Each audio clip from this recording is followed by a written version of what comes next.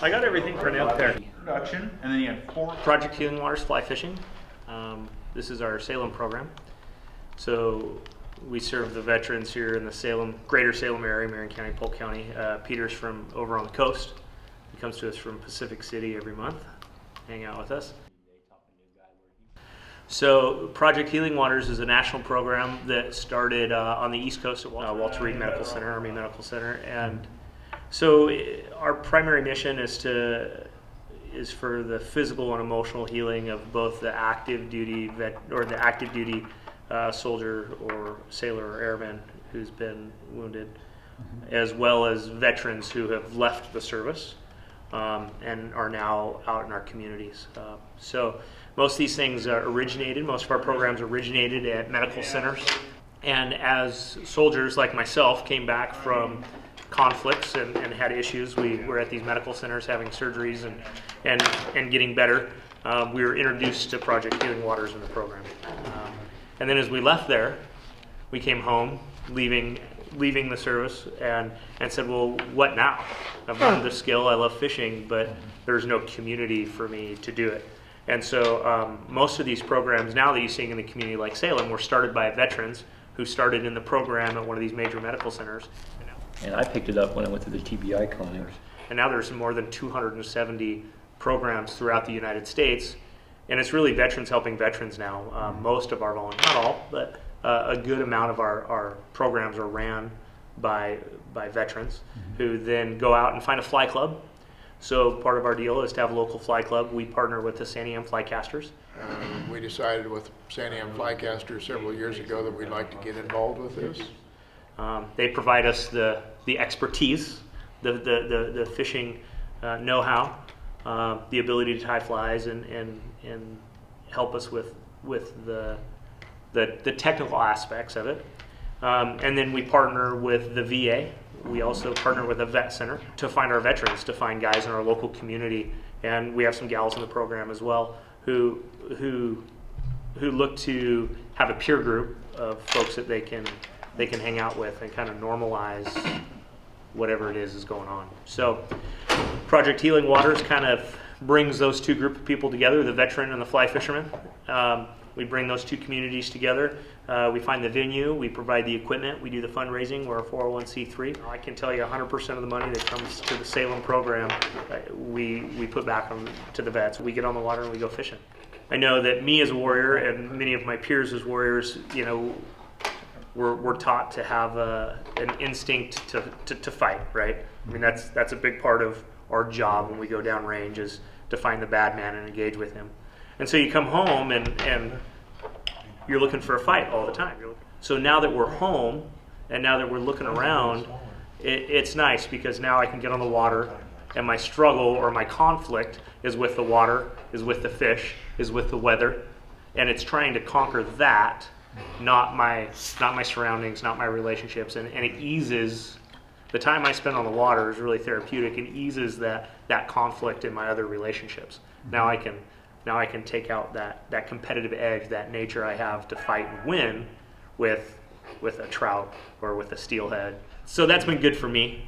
The other really cool thing about Project Healing Waters is when you're a National Guard or reservist or even an active duty member who's been wounded or become disabled at no fault of your own, you come home, Oregon doesn't have a single active military installation.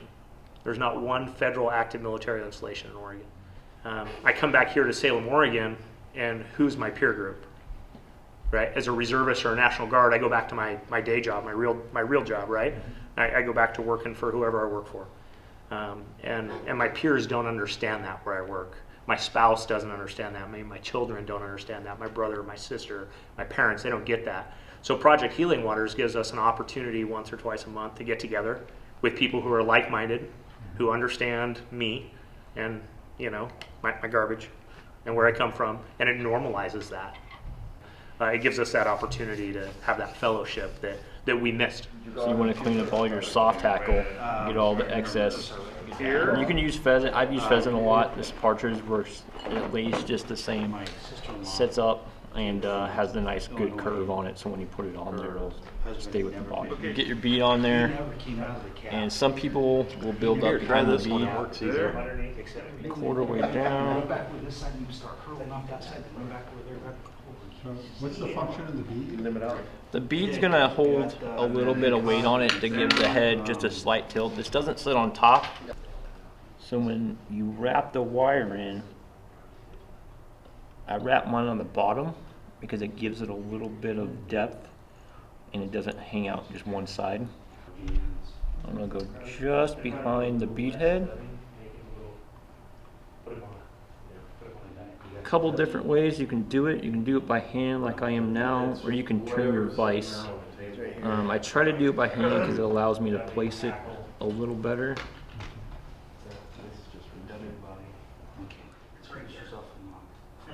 Yeah, I try to give it an even space to give that little bit of texture. And then when I tie it off, I hold it up, and it's easier to make a wrap around it. I'll do 2 wraps behind the wire, and then I'll do a couple wraps in front of the wire to lock it down. You can usually twist it, and it comes right off. That way you got a nice clean cut on there. And then run a couple more laps on there. I was like, really? Bring your soft tackle in. Usually you want about the length of your shaft. You want to make about 2 loops when you lay it down, so you want to make sure you have enough to go around for about two wraps. Yeah, you want to wrap it as close as right behind the bead as you can.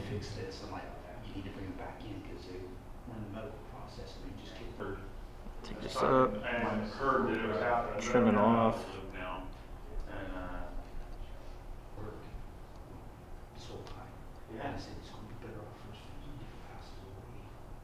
You were readily retired.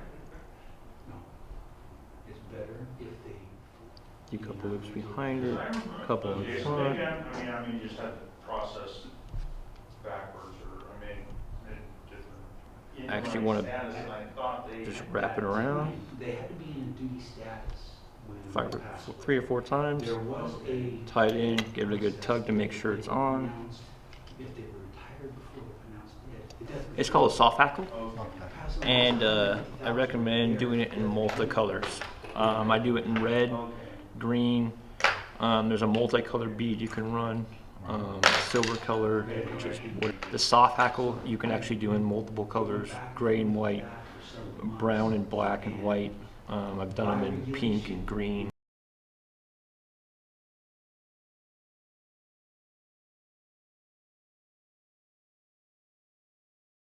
Thursday, like maybe. Oh, these are curb shank, aren't they? Last Thursday of the month. These are It was 50 right before that.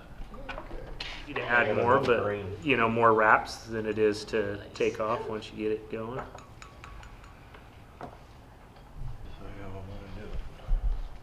Get that to lay out of the way, and then I can cut off just that little bit of extra. And we can kind of start to shape them and form them like we like. Yeah. I've noticed the deer. Around your hook a little bit there too. Spot.